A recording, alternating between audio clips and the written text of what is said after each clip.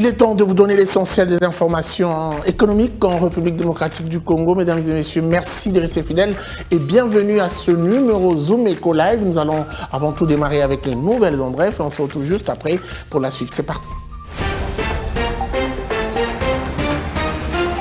La Banque centrale du Congo et Visa ont signé ce 8 avril 2026 un protocole d'accord stratégique dans le but de renforcer la digitalisation de paiement en République démocratique du Congo. L'initiative met l'accent sur l'inclusion financière, l'éducation financière et le développement des infrastructures des paiements. Elle s'inscrit dans la mise en œuvre du plan stratégique 2026-2030 de la Banque centrale du Congo. Par ailleurs, cette dynamique vise à moderniser les systèmes financiers et élargir l'accès aux services financiers. Plus de détails chez Jemtiré-Copanet. Kinshasa confirme une fois de plus son statut de carrefour culturel en Afrique centrale. Le mardi 7 avril 2026, la salle de musée de l'Académie de Beaux-Arts de Kinshasa a servi de cadre à la restitution de travaux de Bourse Léridon en présence de plusieurs figures institutionnelles, dont le ministre de la Communication et des Médias, Patrick Mouya Katembwe. Aux côtés de sa collègue de la culture, Yolande Elebe Mandembo, la porte-parole du gouvernement, a tenu à marquer son soutien à une initiative qui met en lumière le potentiel artistique congolais, souvent sous-estimé, mais stratégique dans la construction du narratif national. Plus de détails chez Jemtiré-Copanet. Le gouvernement de la République démocratique du Congo a mobilisé 57,4 millions de dollars américains sur le marché financier domestique à l'issue d'une adjudication d'obligations du trésor libellé en devises organisée le 7 avril 2026. L'information émane d'un communiqué du ministère des Finances signé par le ministre Doudou Fwamba Likoundé. Selon ce document, l'opération a enregistré un taux de couverture de 114,9%, dépassant ainsi l'objectif initial fixé à 50 millions de dollars américains. Cette émission d'une maturité de 18 mois a été assortie d'un taux d'intérêt de 9%. Elle n'a attiré que 2 investisseurs, traduisant une participation encore limitée sur ce segment du marché. Plus de détails chez Jemtiré-Copanet. La promotion de l'égalité entre les femmes et les hommes gagne du terrain dans le secteur bancaire congolais. Le directeur général d'Eurobank, Moustapha Raoudji, vient d'être élevé au rang d'ambassadeur de la masculinité positive, une distinction qui récompense son engagement en faveur d'un leadership plus inclusif. Décernée à l'occasion de la Journée nationale de la masculinité positive, cette reconnaissance met en lumière des figures influentes œuvrant pour la transformation des normes sociales. En plus de ces titres, Moustapha Raoudji a également été désigné lauréat du prix des hommes engagés pour la masculinité positive, renforçant ainsi son rôle d'acteur clé dans la promotion de l'égalité de genre en République démocratique du Congo. Plus de détails chez Jemtiré-Copanet. Marché de biens et services en fin mars 2026. Pour en parler, nous recevons justement Adassa Grace qui nous présente les chiffres clés. Elle sera avec nous tout de suite après ceci.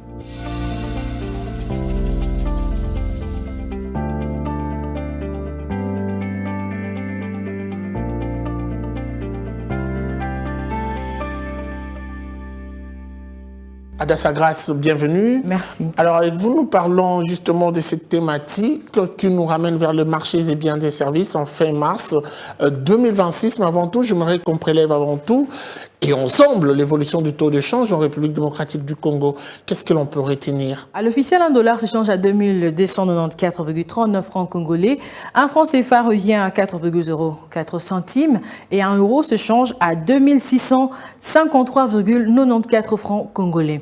Alors pour le compte de marché parallèle, aujourd'hui, nous avons ciblé Selembao et dans ce coin de la ville-province de Kinshasa, nous avons constaté que 1 dollar revient à 2250 francs congolais. Un franc CFA se change à 4,05 centimes et un euro revient à 2700 francs congolais. Très bien, alors parlons cette fois-ci du taux d'inflation, la 4e semaine du mois de mars 2026. À combien s'est-il établi? Voilà, au cours de la 4e semaine du mois de mars de l'année 2026, le taux de l'inflation s'est situé à 0,20% contre 0,19% la semaine précédente.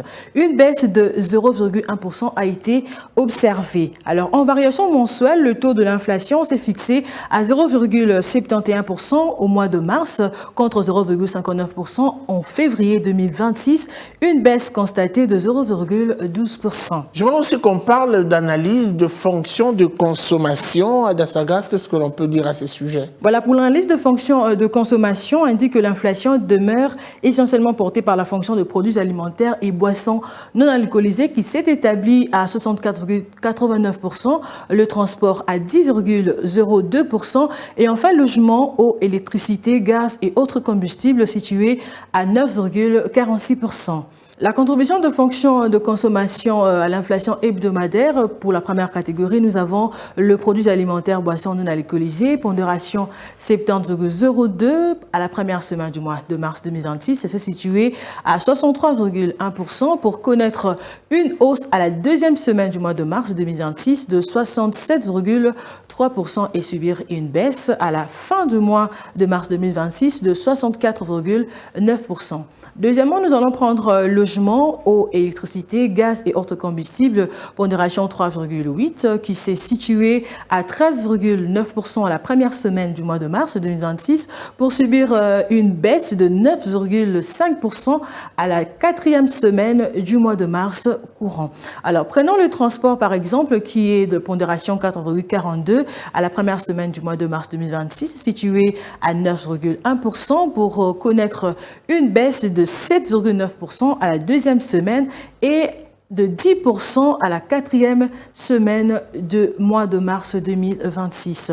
Le restaurant et hôtel, pondération 1,49, situé à 5,2% la première semaine du mois de mars 2026, qui va subir une hausse à la troisième semaine du mois de mars de 6,2% pour connaître une baisse de 4,6% à la quatrième semaine du mois de mars 2026. Et enfin, les autres fonctions de consommation, pondération 20,27%, qui s'est situé à la première semaine du mois de mars 2026 de 8,7% et subit une hausse significative de 11% à la dernière semaine du mois de mars de l'année 2026. Alors on se quitte avec cette question qui nous renvoie vers l'évolution hebdomadaire du taux d'inflation 2025-2026. Quelle précision ? L'évolution de taux de l'inflation 2025-2026 se présente de la manière suivante. De mars jusqu'au mois de juillet 2026, il n'y a pas eu d'évolution. Nous avons juste constaté qu'en juillet 2026, l'évolution hebdomadaire des taux d'inflation s'est située à 0,16% pour se situer à moins 0,10% au mois d'août et moins 1,16% pour le mois de septembre 2025. Et pour le mois d'octobre, nous avons remarqué moins 1,88%, novembre moins 1,37% et 0,10% pour le mois de décembre de l'année 2025. Et nous avons remarqué bel et bien qu'au mois de mars 2026, pour la première semaine, les taux de l'inflation s'est établi à 0,19% pour se situer à 0,20% à la dernière semaine du mois de mars 2026. Alors, en cumul et en glissement annuel, le taux de l'inflation est ressorti à 2,33 et 2,24% en net recul par rapport au niveau de 2,35 et 10,12% observés à la même période de 2025. Merci beaucoup à vous, Adassa Grace, pour ces précisions. Vous étiez à la présentation des chiffres clés. Merci. La République démocratique du Congo et les États-Unis d'Amérique viennent de signer un accord d'accueil temporaire des migrants tiers. Et pour en parler, nous recevons sur ce plateau Gardi Diana, avec qui nous ferons le point.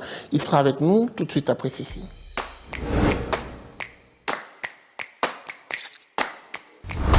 Gardi Diana, bienvenue. Merci. Alors, on doit dire que cet accord signé entre les États-Unis d'Amérique et la République démocratique du Congo fait couleur assez d'encre et de salive. On en parle partout. Et la question qui m'arrive tout de suite, me traverse l'esprit, qu'est-ce que l'on doit avant tout comprendre de cet accord temporaire d'accueil des migrants tiers ? Alors, en RDC, bien sûr. Ce qu'il faudra retenir d'abord, c'est un accord qui résulte du fait que la RDC aujourd'hui évolue sur le principe de solidarité. J'aime rappeler aux gens, la RDC est signataire de certaines conventions qui nous donnent le droit aujourd'hui de pouvoir militer pour la protection des immigrés. Mais au-delà de ça, Guichou, il faut rappeler que la RDC est également l'une des plus grandes communautés des États d'Afrique. À l'extérieur, on est 8e juste après la Côte d'Ivoire. Et ce qui fait que si les autres font de la solidarité avec nous, à combien plus forte raison l'État congolais. Et donc, aujourd'hui, ce principe des solidarités, se fonde également sur les conventions qu'on aurait ratifiées. Je parle de convention sur le statut des réfugiés du 28 juillet 1951, mais également son protocole du 31 janvier 1967 et bien d'autres conventions qu'on aurait signées. Et donc c'est par ce principe que la RDC a accepté d'accueillir de manière transitoire les migrants venus des États-Unis d'Amérique, aussi parce que la RDC aujourd'hui a acquis le statut d'allié stratégique des États-Unis d'Amérique, question de pouvoir respecter ses engagements en termes de droit international, mais aussi répondre de ces exigences parce que c'est bien d'être pays solution sur les approches environnementales et énergétiques, mais quand il s'agit du capital humain, la RDC se doit également de répondre présent et prouver à la face du monde qu'on est loin d'être à cet état passif qui n'est vu par les autres qui nous ont d'exploitation, mais qu'on peut participer dans les efforts collectifs au niveau mondial pour aider les autres à redorer l'image de ce pays. Alors on doit dire que ce sont des gens qui nous viennent des États-Unis d'Amérique, dont les dossiers ne sont pas connus. Est-ce que la RDC a mis en place un dispositif pour assurer le contrôle et c'est rassurer de ces personnes qui doivent faire cette transit ici en République démocratique du Congo? C'est d'ailleurs pour ça, vous verrez, le flux n'est pas massif. Kinshasa a opté pour une approche progressive. La première vague doit arriver d'ici la fin du mois d'avril et l'idée ici, c'est de pouvoir traiter au cas par cas chaque dossier. Kinshasa sait qu'on est dans un contexte, notamment dans la ville de Kinshasa, de ne pas mettre en difficulté les quelques cas isolés d'insécurité. L'idée ici est de soutenir les migrants, mais de ne pas déranger à la quiétude interne. Donc l'idée de pouvoir contrôler, certes, il y a des mécanismes de la part de la RDC qui ont été mis en place, non seulement au niveau du contrôle, mais également le choix de l'espace de Kinshasa comme zone administrative. Pourquoi ? Parce que d'abord, il faut rappeler aux gens qu'il s'agit ici des délais très courts. Les gens viennent en transit. Les délais des séjours avoisinent le 3 à 6 mois pour les séjours le plus longs. Et pour certains, ça peut être bien plus court que ce délai-là. Et l'ensemble du processus est un processus imaginé à environ 1 année. Ça veut dire, d'ici 1 année, ça sera une affaire qui sera passée parce que Kinshasa n'aurait servi que de transit pour les autres. Et pour ça, Kinshasa a été choisi parce que, fort de sa force administrative, parce que c'est quand même le siège des institutions, mais au-delà de ça, Kinshasa a un aéroport international qui peut faciliter les transits et le déplacement de ces différents sujets. Donc, les mesures ont été prises pour faire en sorte que ce processus se déroule convenablement, tenant compte également de nos engagements au niveau international. Que gagne la République démocratique du Congo derrière ces gestes de cœur? Je vous ai dit ici que Kinshasa est parti sur une base de solidarité. L'idée ici pour Kinshasa, c'est de pouvoir répondre de ces exigences. C'est quand même un rapport entre État et État. Si, c'est ce que je vous dis. On a quand même ratifié les différentes conventions dont je fais mention ici et il doit y avoir du répondant sur le plan. Et je rappelle aux gens que Kinshasa n'est pas le seul État qui a accepté de pouvoir accueillir. Bon, Kinshasa participe à cette dynamique-là. Quand vous dites que gagne Kinshasa, ben c'est vrai aujourd'hui, beaucoup de gens spéculent autour de l'argent. Kinshasa n'est pas parti sur une approche de la marchandisation. L'idée ici, c'est de pouvoir, c'est comme je l'ai dit, respecter ses engagements, mais surtout redorer l'image de la RDC qui est un État à vocation de puissance. Si des États à faible superficie sont capables de pouvoir participer à ces efforts de la gestion des migrants, je rappelle encore qu'il y a un autre document sur le traitement, contre le traitement inhumain des immigrés que la RDC a signé comme convention, ce qui nous permet aujourd'hui, si on peut aider. Et le fait que nous sommes un État qui fait partie, sur les 54 États de l'Afrique, on est 8e État qui a une forte communauté à l'extérieur, dont nos citoyens bénéficient de la solidarité au niveau international, je ne vois pas pourquoi Kinshasa va le faire. On fait circuler généralement sur l'argent. Non, écoutez, la vérité c'est que Kinshasa ne déboursera aucun rond. La prise en charge se fait par l'État américain.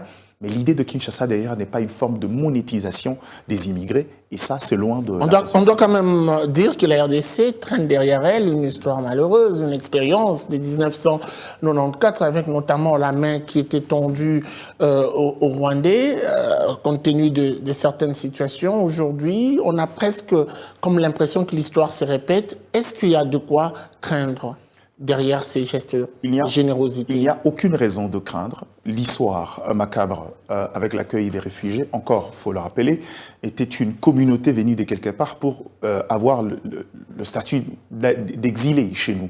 Parce que si on a fait preuve de solidarité que les autres nous ont remerciés en monnaie de singe, cela ne veut pas dire que la RDC en tant qu'État cesserait. Mais il n'y a pas à comparer les deux approches. Aujourd'hui, on est dans une approche où le processus est contrôlé. Kinshasa choisit chaque personne qui entre. La première des valeurs différentielles dans les deux approches, c'est qu'il ne s'agit pas ici d'un flux de masse. Ici, il s'agit d'un flux sélectionné. Chaque cas est traité avant de pouvoir accepter la venue de ces citoyens. Et aussi, ici, on est en face des citoyens de plusieurs nationalités dont l'objectif est d'être en transit pour aller vers leurs états d'origine. Donc, on est dans un contexte où les approches sont différentes. Il y a rien à craindre dans ces contextes-là parce que, au-delà de ces gens-là, Kinshasa est déjà une terre hospitalière qui accueille autant des expatriés qui arrivent, mais à ces niveaux-là, qui ont respecté le règle et le droit du sol congolais. Donc on est dans un contexte où les Congolais n'ont rien à craindre parce qu'il s'agit d'un élément transit et ces gens ne viennent pas pour rester à Kinshasa.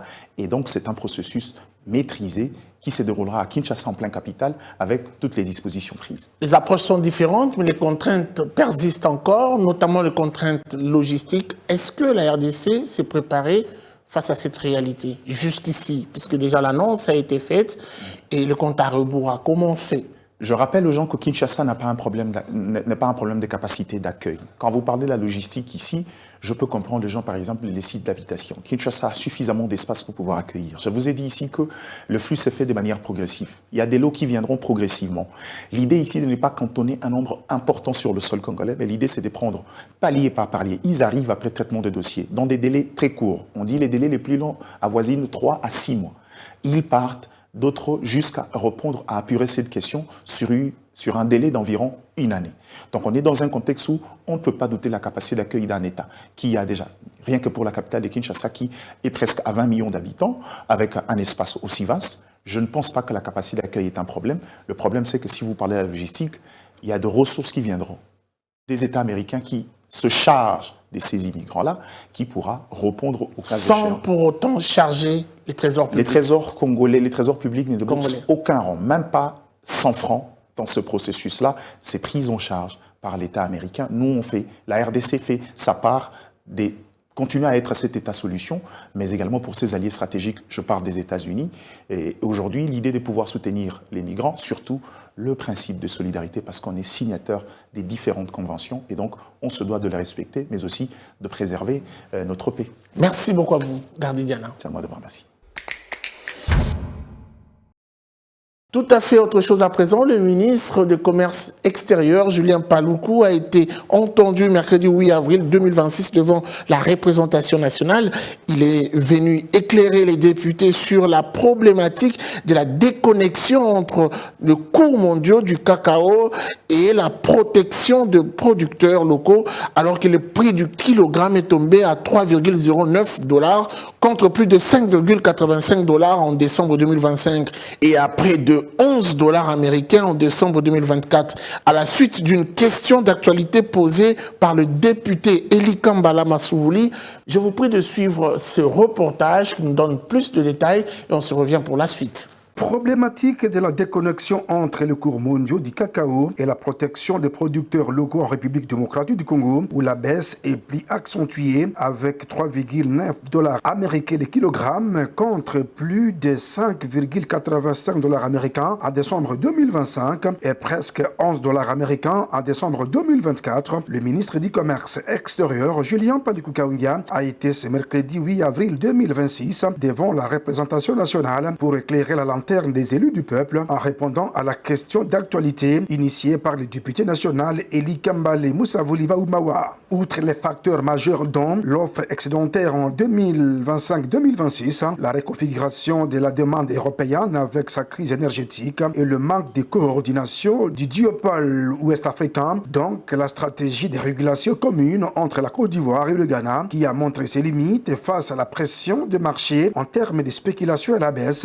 le ministre du Commerce extérieur a évoqué 3 raisons endogènes qui impactent négativement sur le prix des cacao en République démocratique du Congo, notamment la fragmentation de l'offre avec le faible réseautage des coopératives congolaises qui laissent les producteurs individuels et isolés face aux acheteurs sans force de négociation collective pour subir la loi des comptoirs, les déficits de qualité et des transformation avec le cacao congolais vendu à l'état brut, sans fermentation adéquate et le calvaire logistique avec la carence d'infrastructures de transport et de stockage qui oblige les producteurs à écouler sa récolte au centre de négoce à n'importe quel prix pour éviter le pourrissement, a-t-il ajouté. Pour y remédier, Julien Paluku Kahungia précise.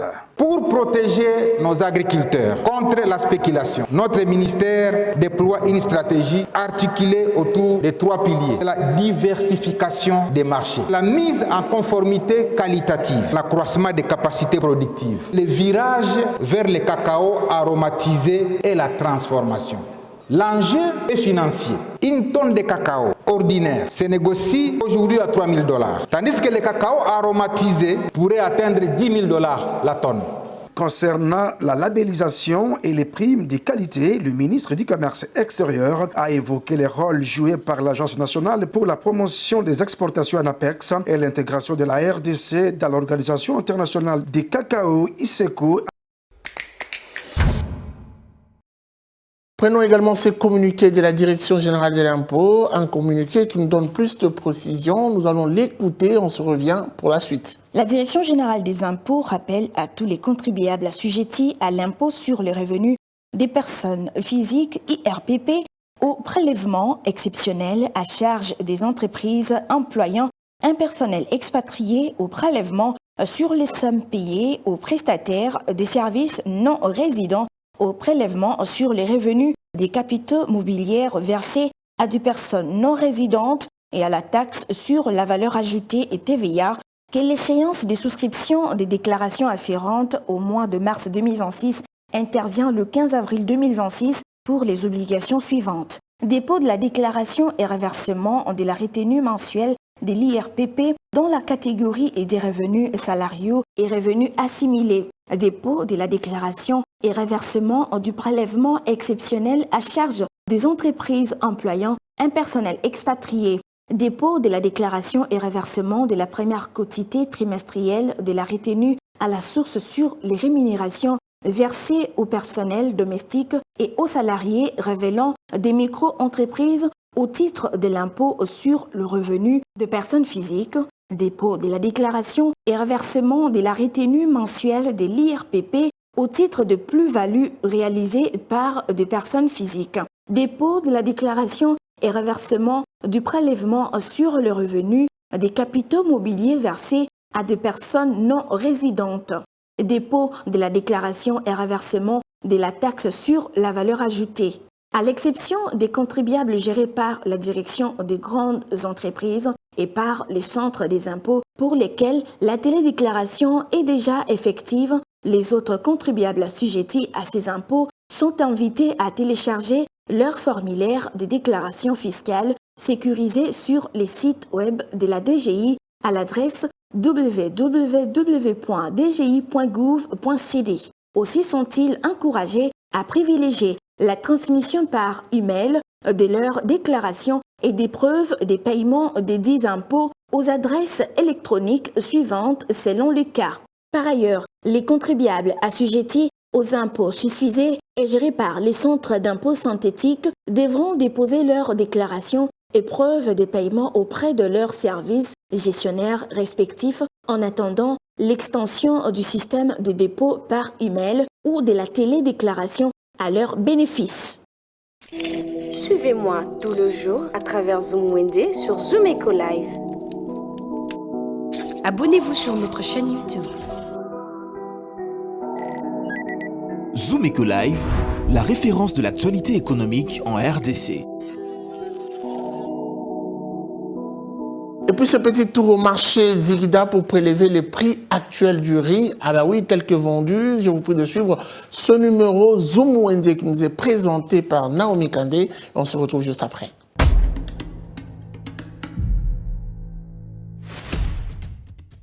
Débutons notre marché du jour avec le prix de riz au marché Zigida à Kinshasa. Avec 25 kg de riz parfumé de la marque Jasmine qui se vend actuellement à 110 000 francs. Vous avez la possibilité de vous procurer 1 kg au prix de 19 000 francs. On observe également une baisse de 12,5%. Pour le riz de la marque Bébé, son prix se fixe actuellement à 55 000 francs pour 25 kg. Son sacombi à 2 000 francs et son verre à 1 500 francs. Poursuivons notre marché avec le riz de la marque Lion qui se vend actuellement entre 55 000 francs et 57 000 francs. Son sacombi se vend actuellement à 1 500 francs et 2 000 francs congolais. Et enfin pour finir, le verre de riz de la marque Lion se vend au prix de 1 000 francs au marché Zigida.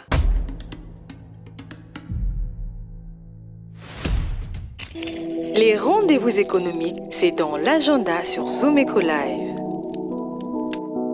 Abonnez-vous sur notre chaîne YouTube. Zoom Eco Live, la référence de l'actualité économique en RDC.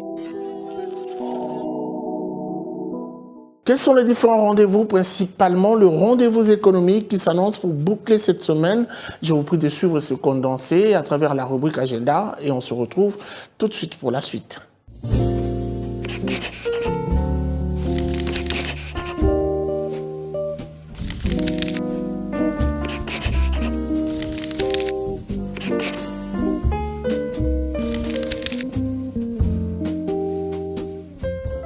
Bienvenue à l'agenda, voici le rendez-vous économique. La Fédération des entreprises du Congo, FEC en sigle, prépare une nouvelle session de formation spécialisée sur structuration et financement de projets du 21 au 22 avril 2026 au siège de la FEC Kinshasa. À présent, rappelons que la 9e édition de la Semaine française de Kinshasa est prévue du 22 jusqu'au 24 avril prochain au Pullman Kinshasa, sous un thème aussi particulier, RDC France, perspective partagée. Avant de finir, signalons qu'Africa Business 2026 verra le jour à Paris du 24 au 25 avril et sera axé sur tech, finance, énergie et gouvernance. Enfin, la conférence internationale dénommée Financing, Investment and Trade in Africa se tiendra à Tunis du 28 au 29 avril 2026. Merci de nous avoir suivis. Au revoir.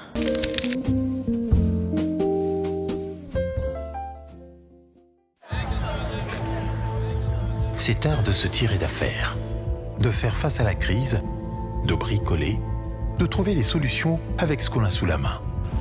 Un art dans lequel les Congolais ont développé un savoir-faire particulier. Article 15.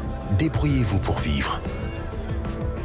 Et puis ce numéro article 15, avant de nous quitter, il s'agit ici d'un plombier qui partage avec nous son expérience, une expérience qui lui permet de s'organiser. Mais comment fait-il pour être à même de nouer le 2 bouts du mois? Je vous prie de suivre ce condensé et on se revient pour la fin.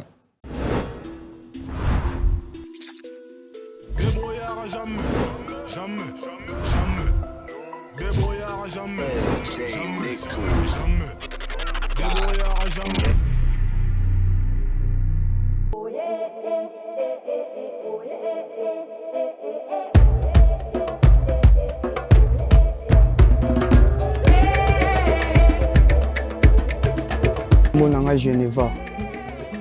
Musa nanga na bandiango en 2019. 2019 tozo bimana noko nanga moko tozo kene mo ba marché azo memanga azo laksa ngai tina ndenge basalaka oyo basalaka boye donc yango na matière pe côté ya mutu nga mo pe na koma kosala etaki noko nanga alaksanga musala apesinga de mbongo donc abenga de mbongo na vie donc faut kobunda on balala la rap au mité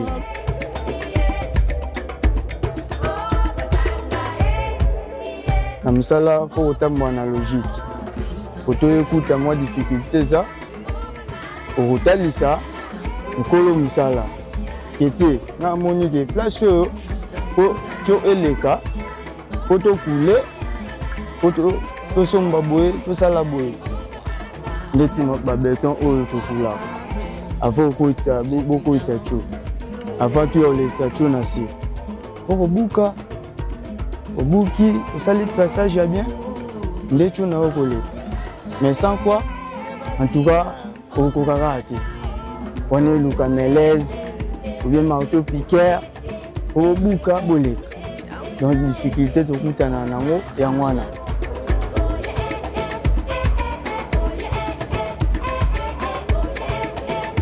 nekilelo oyo 5e génération en tout cas soko zotela mokonzi ya mboka bongisa mboka ke azul donc atiela yo mosala po oya kosala donc eza retard mobali alalaka kaka te ayibaka kaka te akendaka mpe te asimbaka machete po boma mutu obotola ozwa mbongo na ye wauti nango na pasi eza bongo te conseil eza ke tous les jeunes atelema abunda asala effort donc nyonso eza na maboko na ye jeune ayibaka kaka te otelemaka kaka oyiba ozalaka mutu moko boye okotemi na kwema obotola te jeune il faut changer comportement toza sous na niveau te oyo ya babuzoba tokomi siko na niveau ke ya kolukaka mbongo etaki toya bagene. Donc le seul conseil na opesa ke jeune lamuka na ntongo bima eluka mbongo na pokwa oyekuti famille ovandi oyeba nini okosala na selo baprojet na yo okoyeba oyo okosala.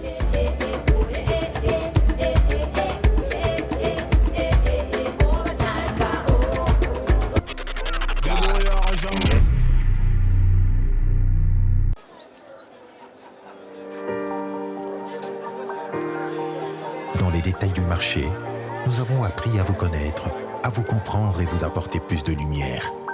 Désormais, avec vous, c'est parti pour un voyage de rêve vers une destination meilleure.